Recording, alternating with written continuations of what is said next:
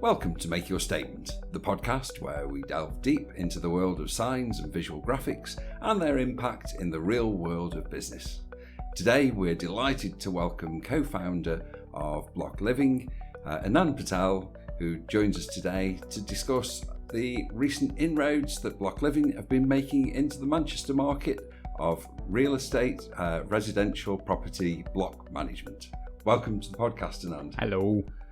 How's it going today? Good. Well, it's been a pretty rapid rise of success. It has, hasn't it? It's been a very much a pinch myself moment. So, really? Yeah, it's nothing seems real still. We're on a roller coaster of high emotions. And how long has it actually been now? Because it's really not that long. Yeah, we're nearly 2 years old now, nearly. So it's been a while. Kidding. Yeah, so Wow. February next year will be 2 years. Wow. So we're almost, yeah. That just seems to have passed. Oh, it's gone so quick. It's been. I can remember getting the email to say that your first two blocks of course. had signed up. Yeah. I can't remember which the blocks were, but I remember the email to say nothing's official yet. No. It's got to be kept under the radar. But Can we you have help? signed. Exactly. And we said, absolutely, yeah, we're there. We'll be all over it. What do we need to do to bring this thing to life? Mm-hmm. So what did bringing it to life entail from your side, and what were we able to bring to the party? So kind of for us, the story goes back to kind of old career was very much corporate job, looking after P&Ls, still in the block management industry. So been doing it for nearly 15 years now. So Wow. It's been a while, seen lots of things, done lots of things, been with you for quite a lot of that journey as well, which has been good. And then this inception came around just by chance, I guess, for me. So just over 2.5 years ago when I quit my last job, I took a kind of hiatus from work. I was lucky enough to kind of not have to work for 7-8 months just because I'd had enough for a little while. I was kind of like, you know what? Burnout. Burnout. I need to just take some time out, and we were fortunate enough that we could do that. So literally was doing nothing for 6, 7, 8 months, and it was the best time of my life.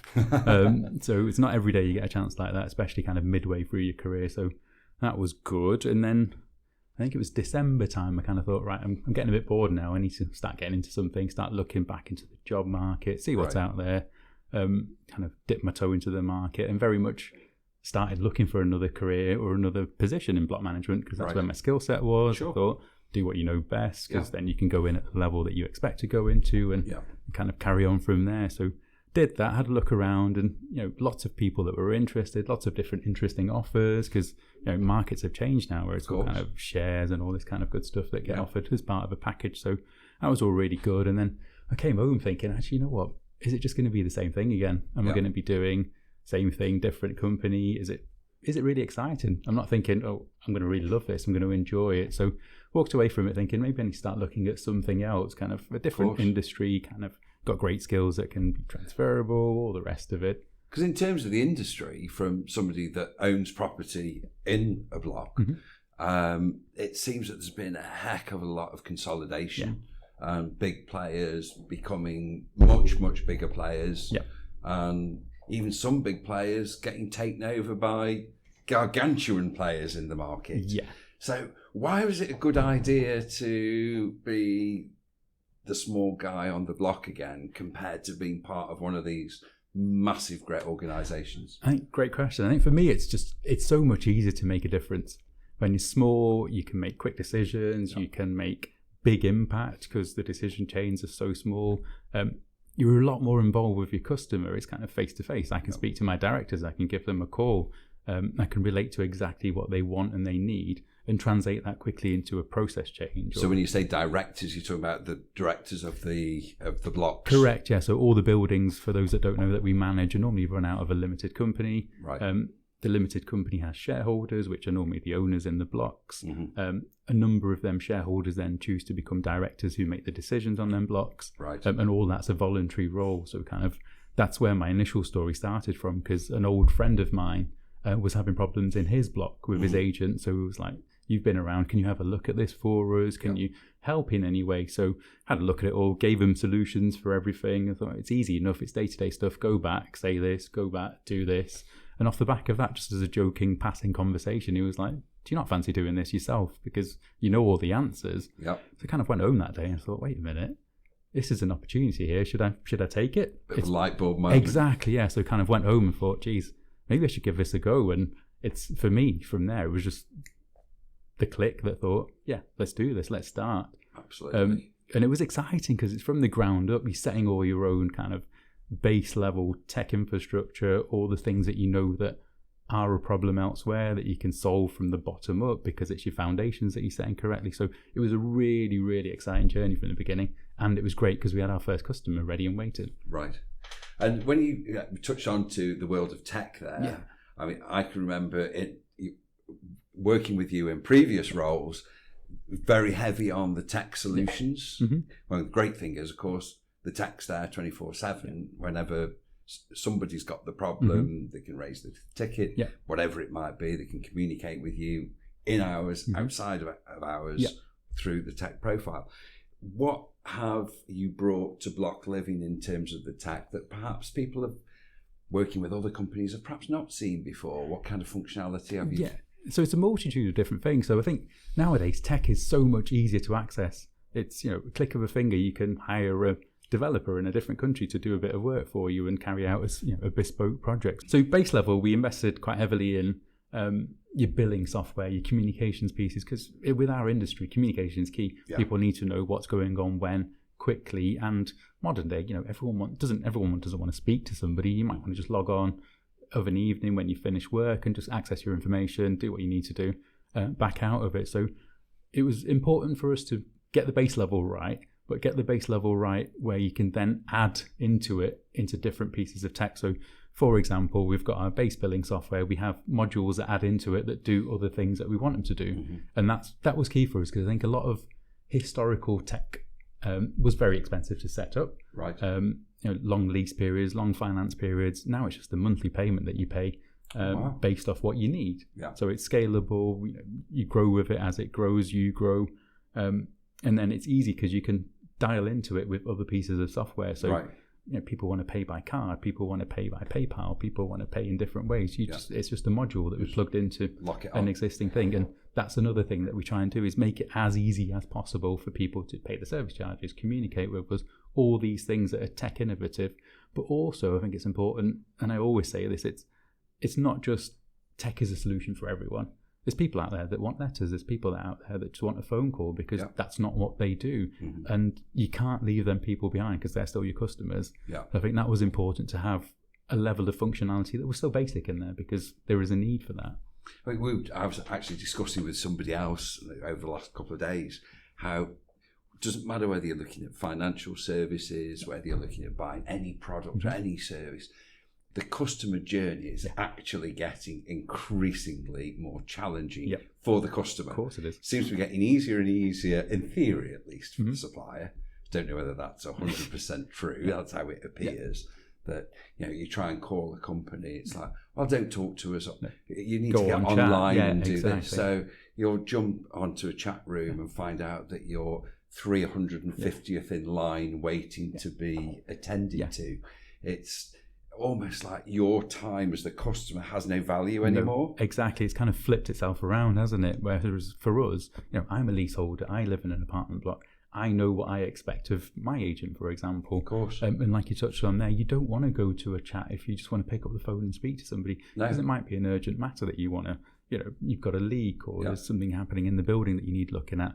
And it's, give the people the chat option that want a quick answer to something that, whilst they're on the lunch break, great. But also offer that core service of whenever you ring us, we will pick up the phone. Yeah.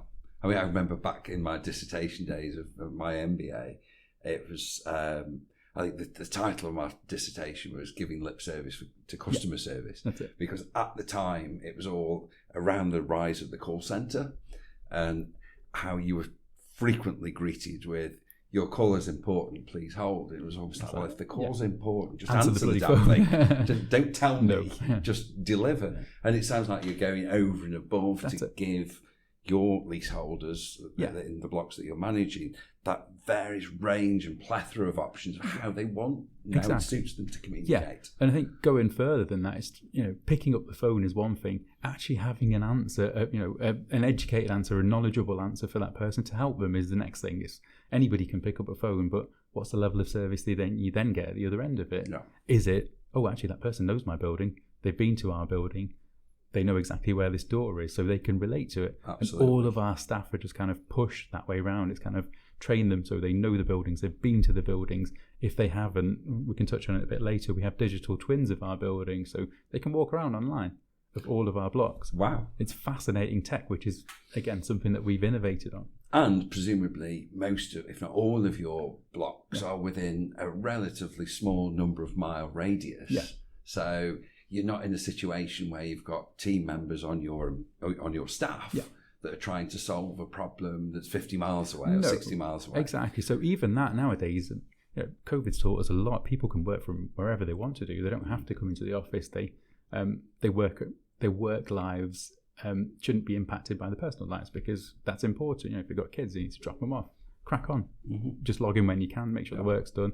That's great. So as you've touched on, local knowledge is great, but it doesn't always have to be that close to it. No. I think it's important to get that balance right, where people don't mind if someone's a bit further away, as long as they're getting the service as well. It's the guys on the ground should be local. I think that's massively important. Absolutely. So you can react to things. You can, when there's local events and things going on, you know what's happening. You can communicate that. But getting an answer quickly to a problem, anybody can do that. Because I guess typically for most people as leaseholders, the principal time they want to get hold of the managing agent is because something's gone wrong. Yeah. Nobody rings you to say, well done. Yeah, great job you did. Exactly. I mean, it's nice to get that feedback as and when, and I'm sure you do get it comes that. in other areas. But typically that's not going to be the primary focus of why somebody picks I need up the something. phone. Can you do this for me? There's a problem. Do you know where this is? Yeah, exactly. Problem, what are you going to do about it? So tell me, just going back to the tech bit, I'm absolutely dying to hear about this modelling. Yeah. How does that work? So it's fascinating. So it's a piece of kit that you've probably seen. I don't know if you've ever purchased a flat or you're looking to rent it. You can do virtual tours of kind of an apartment or a house or whatever, just because it's easy to get around it. So we've taken that base model and applied it to a building. So, for example, one of our buildings, actually all of us, start again. So, for example, all of our buildings have got digital twins now. So you literally log online. You can walk through every single corridor, up and down through the floors. You can click on equipment such as the fire alarm. It will tell you who the contractor is for it, when it was last serviced. So it's all at the touch of your finger. So anybody, anywhere within our team can access it. Wow. And it's a game changer for us, because it came out of a necessity of, right, number one, where do we put all this information? Contracts, service sheets. Number two, if we need to send somebody to the building, how can we make sure they get there quicker? The quicker a contractor can get to an issue, the less it's going to cost. There's going to be less kind of call-out charges. How do we reduce the customer's journey of costs? Yeah, that was another thing. And thirdly, just kind of having a floor plan, because it creates a floor plan off the back of that for which flats above which, where all the water meters are, where all the electrical cupboards are. It's quick information that you can just search in a bar, and I can say, apartment 100, where's the water stop tap? It will tell me where it is, and it will walk me through the building. Wow. Amazing. Something like that 10, 15 years ago just didn't exist. So where do you see, obviously come such a long way over, and I still can't believe it's 2 years, but apparently it is. Where would you forecast the next 3 to 5 going? Yeah, so for us, our kind of growth strategy is very, what's the word I'm looking for? It's very controlled. So it's something that we want to do slow and steady. We've seen it before when you have a very kind of steep trajectory on your growth. Things start falling apart just because there isn't enough resource there to support everything else. Mm-hmm. And for all of our customers, we take on a new block. It doesn't impact any of our other blocks at all. Mm-hmm. It's a journey that's flawless because we've done it so many times. We tweak it obviously for each building because each building's unique.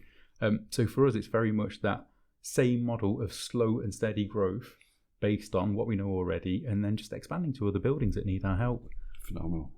So thinking back to the actual inception of the business and the start of the business, what were your visions, and did you have any clear kind of pre-made conclusions of where you wanted to be in terms of the look of the business, the feel of the business, and the branding for Block Living? I think for us, it's at inception, it's very difficult, I think, maybe for most businesses, to have such a clear-cut plan for your branding and where you want to be, because you are new, you're a young business, you don't have big pockets that you can start spending on branding, advertising, and kind of all that stuff. So for us, it was very much get things up and running. We knew we had a great ethos, we knew we had a great mission for the business and where we wanted it to be, and the brand kind of developed around it as we kind of grew. Because a strong name, yeah, it absolutely tells everybody what it is you do. Exactly. So it was a great starting point. That was weeks of just searching for names, searching for then a logo that would fit with it, and then playing around with countless online logo creators and all this stuff. And you just you lose it after a bit because you've seen so many. You don't know which one's going to work for you. And then again, that was a light bulb moment where something just worked for us, which is the beat of the building, which is what we've got, which is our Block Living logo. And that came just again after multiple inceptions of trying to create something, because creating a logo is not easy. It's such a difficult process to try and find something that fits you that then hasn't obviously been taken somewhere else, and all the other good stuff that goes with that. So for us, it was very much a start from that. It took a while, and then we as we grew as a business, we developed that into now this needs to be our mission and ethos needs to now fall into our branding and our website and our signage around the developments and all that kind of stuff. So for me, it's very much not just let's get the branding right, it's then how is that going to translate into our buildings? No, absolutely. Because as you well know, the buildings are residential buildings, so you can't just slap your signage across everywhere because it's not a commercial unit. So you've got to be very tasteful about how you do it, when you do it, and where you do it. I think is very important. But residents need to know and have a go-to place of, well, actually, I can't remember, because some of the residents in those buildings might not actually be the leaseholders. It could indeed be just a tenant who needs to go to that plaque on the wall to know how to get help in the event that they need something they can't get hold of the rental agent. Exactly. So for us, it's very much working with you guys on the initial signage for when you walk into a development, so it's a Block Living building. That for me was exciting, because I remember having that conversation with you when the metal bronze defect plaque was born, and that's obviously now a standard across all of our buildings, so it's ours, and it's such a great finish on a product that's different and very unique finish. It's something you don't see everywhere. Exactly. And the material, again, that was important for the choice, so it's not just plastic, it's a bit more sustainable. So that was important to us as well. It wasn't just to stick our logo on something that replaces what was there, because that's important as well. You don't just always do what was there and what has been done. Try and make it better. Absolutely. And typically, I guess, you're not in an office situation where you're advertising to every Tom, Dick and Harry that's walking down the street. That's not your customer. You're not looking to attract people in that way. That's it. But you do need to attract people that need your help in those buildings. So a good visual presence without it being over the top. I think intrusive. That's key. Yeah, it's got to be to the point. It's got to be succinct. It's got to be easy to understand, because again, for a lot of our developments, some of the requirements come from our clients who say, actually, this development's in this area, it's language is a barrier. Okay, how do we break it down? So that's again something that we've introduced through not just signage but also through our portal, so then say you can do it in any kind of language that you want, so that's good. But then the initial signage to tell someone to go there has to be clear enough, and that's what we've done across all of our buildings, is keep it relevant, because each building's different. Each building systems are different, but keep it succinct so people get to quickly to what they need to do. And something I really do need to touch on is, obviously on the back of the tragedy of Grenfell, for everybody involved in blocks above a certain size at least, a lot has changed, certainly since early 2023, when the kind of output regulations came into force to try and prevent, hopefully, something like that never happening again. Of course, let's really hope it doesn't. But there was quite a big job to be done in terms of bringing signage, wayfinding particularly, fire escape signage, that kind of thing, up to a code. How much of a mountain was that to climb? Because the original report was it was hundreds of pages, wasn't it? So for us, again, it's kind of, luckily for us, we're in an industry where we are led by kind of our professional bodies who break them down into kind of manageable chunks, because there's a lot of information to take from the original reports that came out, and then the rules and regulations and the law changes that happened. So for us, it was obviously partner with somebody that can work with us, yourselves, and Aaron's been amazing for that. And then secondly, it's the rules are the rules, but some of them are very vague. So it's kind of the interpretation. Yeah. How does it work? Is it going to work? Do we have to do it that way? Because the wayfinding signs was one of the biggest changes, where we have to now have on any buildings above 18 meters wayfinding signage. So fire officers, firefighters come in the building if there's an issue. They know exactly where to go. They know exactly where a particular flat is, and they can get straight to it. Yeah. That has guidelines around it. Some people think it's very much black and white. You need to do as it says. But when you read into it, it's very much a guideline. It must be at least this, or the size must be at least this. So for us, it's we want to abide by the rules, obviously, because we want to make the building a safe place. But we've also got to consider that people live in these buildings. They don't just want a bland sign putting up on every single floor that goes up and down the building because it's functional. It also needs to look good. It's to look homely, exactly. And residential, we can't just stick commercial. Exactly. So for us, it was very much working with your kind of art guys and making sure that what vision we had works for a particular building, because they're all different, and then translating that to the directors to say, look, you're going to have to pay for these signs because it's a new requirement. We've not gone for the basic ones because your building's font is everywhere and we need to use that one. So that's within the guidelines. Let's use that. And you've got different finishes. So you might have wood surface that it needs to be attached to on one building. You might have a metal surface that it needs to attach to on another building. So it's very much take the guidelines, use the guidelines, bounce off you guys for design, and then run with it. Yeah, I think we always say in terms of our make your statement brand positioning that ultimately it's your statement. You as the customer or as our customer have got the statement to make. We've just got the tips, tricks and tools to help get you there. Yeah, but it's super helpful to have a partner like that, because for us we've got the operational skills to pull something together into where floors are, and you guys can come up with the ideas to actually, have you thought about this, or this will work a bit better if you do it this way around. Absolutely. So as a business, you've made a decision, a very affirmative decision, to put people over profit. What has led the business to bringing that to the fore in the first place, and what does that actually look like in day-to-day terms and from a people point of view? So as we touched before, I mentioned kind of the base of our business was very much born out of the frustration of having to help a leaseholder that was struggling. That for us was something that we wanted to replicate along our whole business journey. If we're here to help someone, we've got to be in it to help them, not just the money that we're making off the back of them. Of course. For me, it's a natural kind of progression, which will be if you carry on doing what you're doing consistently by helping people and putting people over the money you're making off them, the money will come later. Sure. That will happen. Profits will come. That'll be great. But we're in a journey of our business, or we're in the stage of our business where we want to just help people, and we know that that's our marketing tool in itself. It's kind of, you do a good job. You might own in a different block, or you might be a director in a different block. You might think, oh, actually, you guys should help out on here. Yeah. And that's the kind of route that we want to take to make sure that happens. But also it's important for me, and I've seen this time and time before in other businesses where, especially in block management, it's just people are overrun. They've got so much to do. They haven't got enough time to stop and think. They haven't got enough time to be innovative. So for us, it's very much all of our staff have got capacity. They've got extra capacity. So them periods of time where they can stop and think are, I think, where the best kind of outcomes and the best ideas come from, because they can take the time, they can respond to something in a complete different way than somebody that's just rushing through it. So it's very much making sure that they've got capacity, our people are there, they're well over resourced, they've got capacity, they've got time to provide the service that we want. And how you get a new hire in, you got new starts on a Monday morning. How do you kind of get that message through as to what's expected of them? Because they're probably thinking, oh, I've got a bit of time on my side, I'm getting the old Candy Crush out, or I might be doing whatever. Yeah.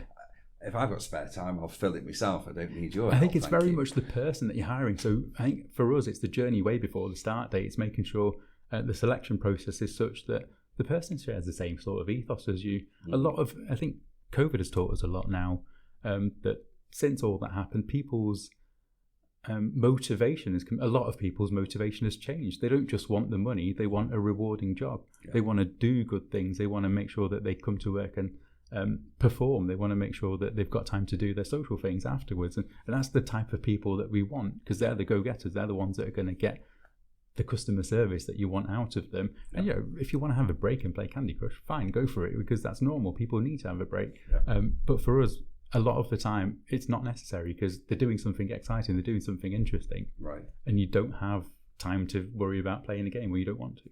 And I suppose when you've got that kind of mindset entrenched in a team, actually when they do pick the phone up to that incoming caller that's in a perhaps highly stressed state, there's water coming in through the roof or whatever it might be, means they're going to get a pretty empathetic, I think so. And that's reception. So important in our industry, because you've got to put yourself in their shoes.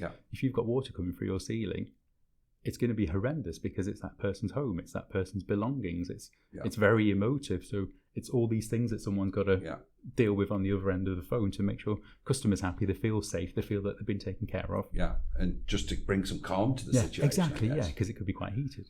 Absolutely. I can totally see how that would work in terms of kind of mindset and how getting that right personality on the other end of the phone. It's all people. The right people can make waves for you. For sure, absolutely. So if we've got any of our listeners out there or viewers out there that are listening to this today and thinking, wow, we really could do with some changes, we could do with things shaking up, how do they connect with you guys at Block Living? So multiple of ways. Most of our kind of contact details and everything's on our website, so blockliving.co.uk. From there you can book straight into my diary if you want to do, and we can have an initial Zoom meeting, or drop us an email, give us a call, and we'll catch up over a coffee, which seems to be a way a lot of our business is done. Fantastic. Well, thank you very much indeed for coming in to join us on this session today. It's been certainly a pleasure working with you, both within Block Living, and our history goes back before, way back. And it's just fantastic to see the level of success that you're enjoying and the difference. And certainly you're involved in the building that we're leaseholders in, the difference it's made for our own building. So on a personal level, thank you very much indeed for worries. that. Thank you. Thank you so much. Thank you so much to Anand for joining us on this great edition of the podcast. We're excited about the next one, where we'll be joined by Tom Bloor from EVEC, looking at branding in the world of electric car charging. So thanks for joining us today. If you like what you've heard, make sure you follow us wherever you get your podcasts.